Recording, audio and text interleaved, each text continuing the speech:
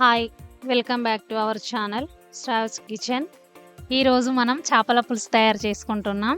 ఈ వీడియోను ఇంకా ఎవరైతే కొత్తగా చూస్తున్నారో లైక్ చేయండి, సబ్స్క్రైబ్ చేయండి.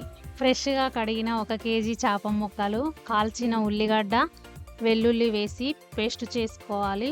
ఉల్లిపాయ ముక్కలు, పచ్చిమిర్చి ముక్కలు, కొంచెం కొత్తిమీర, పులుసుకు సరిపడా టమాటాలు, చింతపండు వేసి ఉడికించుకోవాలి. ఉడికించిన దానిలో కొంచెం కొంచెం నీళ్లు పోసి మనం పులుసును తయారు చేసుకోవాలి. తయారు చేసుకున్న పులుసులో 3 టేబుల్ స్పూన్లు కారం, రుచికి సరిపడా ఉప్పు, జీలకర్ర మెంతుల పౌడర్ 1 స్పూన్ వేసి కలిపి పక్కన పెట్టుకోవాలి.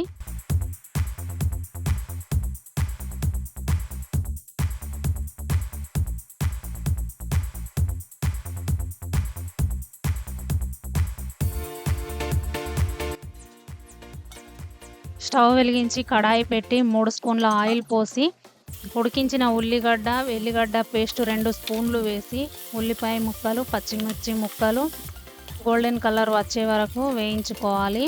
వేయించుకున్న దానిలో కొంచెం పసుపు వేసి మరొకసారి కలుపుకొని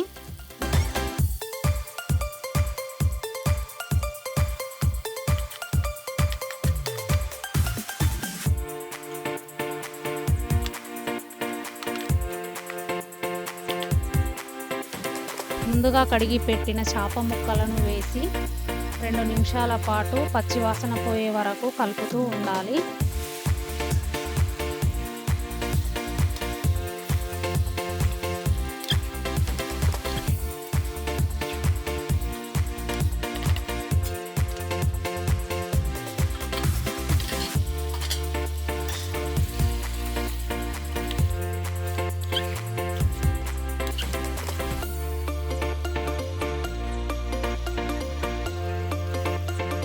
అందులో ముందుగా చేసుకున్న పులుసును పోసి ఒక 10 నిమిషాల పాటు మూత పెట్టకుండా ఉడికించుకోవాలి.